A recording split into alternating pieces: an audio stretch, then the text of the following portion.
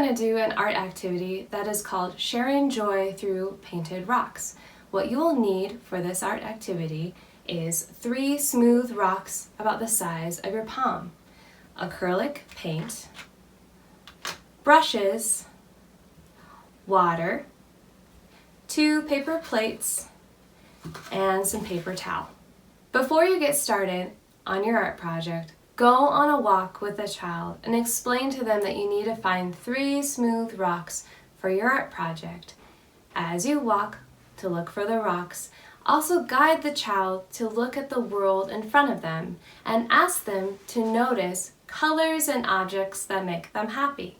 You could even turn this into a game of I Spy.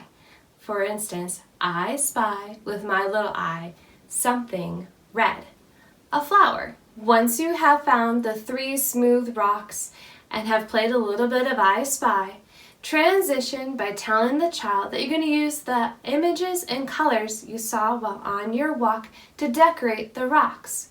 Once decorated, the rocks are going to be placed back out into the community to act as gifts to bring others joy. When you have returned from your walk, wash the rocks and set them aside to dry. While the rocks are drying, sit down with the child and create a list of the colors and objects you saw while on your walk. Then, from the list, have the child choose 3 colors and 3 images that they would like to decorate their rocks with. Once they have chosen their colors and the rocks are dry, then paint the top of the rock, 1 color each. Set the rocks aside to let those dry. When you're painting with acrylic paint, it's also important to mix a little bit of white with the color to help it show up nice and bright on your rock. Place those aside to dry.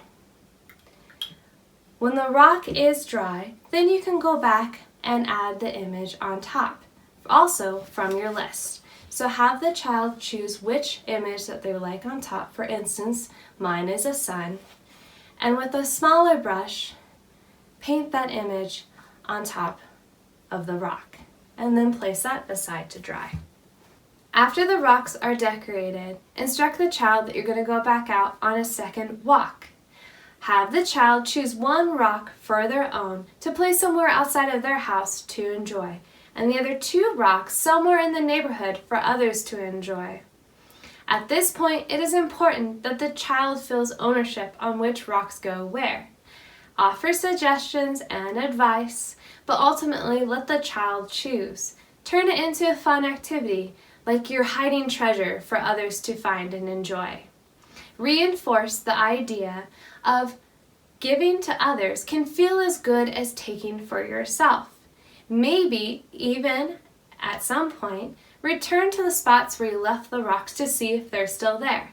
And if they're not, you may reassure the child with something like maybe someone enjoyed it so much that they decided to take it back to their home to continue to enjoy.